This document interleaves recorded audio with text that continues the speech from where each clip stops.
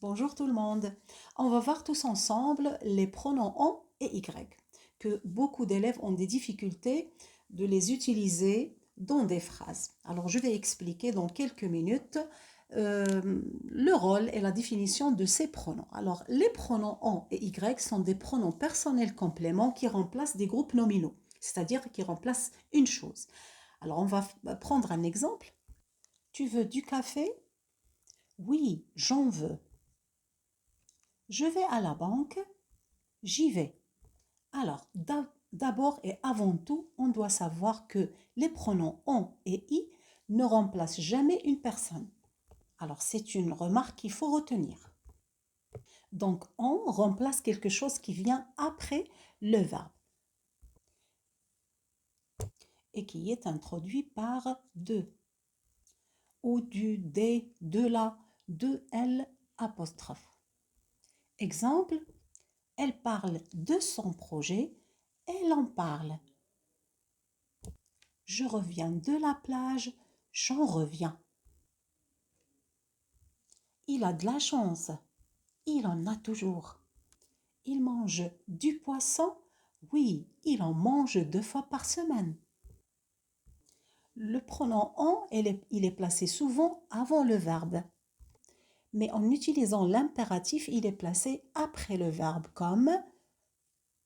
Alors je répète cette remarque. Alors le pronom en, il est placé toujours avant le verbe, mais au cas de l'impératif, il est placé après le verbe. On dit prends-en. Si je dis maintenant par exemple, il parle d'Ahmed. Est-ce que je dis il en parle?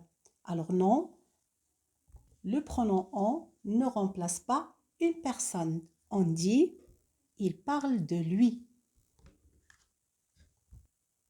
Et enfin, on trouve en dans des phrases comme j'en ai marre. On dit aussi je m'en fous. Je dis aussi je m'en vais. Alors ici, en ne remplace rien tout simplement. Alors on passe au pronom y. Le pronom y remplace un complément introduit par la préposition a. Tout simplement, on peut dire que la préposition a, c'est la clé du pronom y.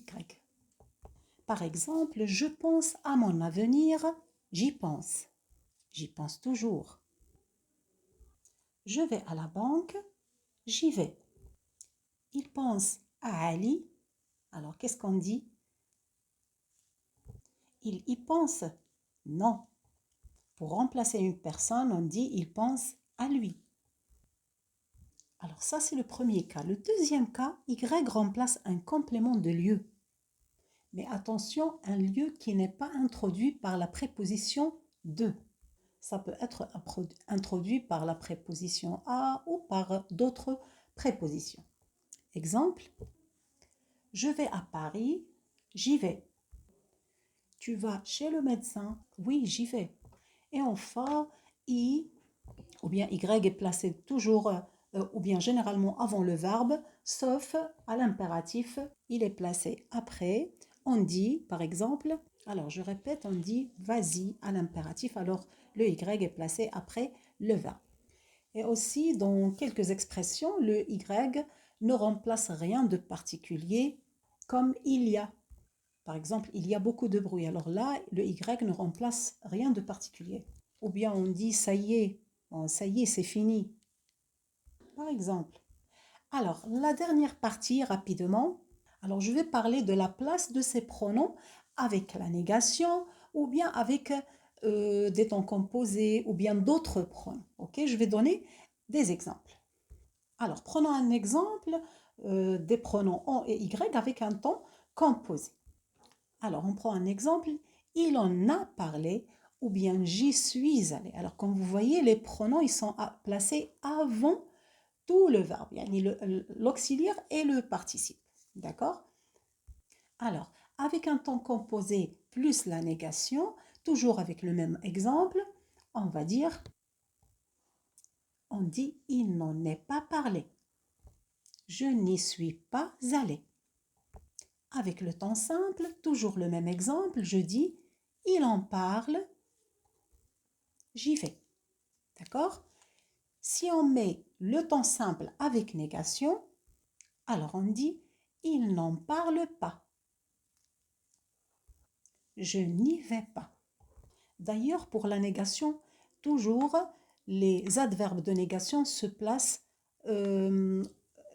entre le premier verbe, d'accord? Alors, c'est la même chose, mais c'est pour le temps, pour le cas du temps composé.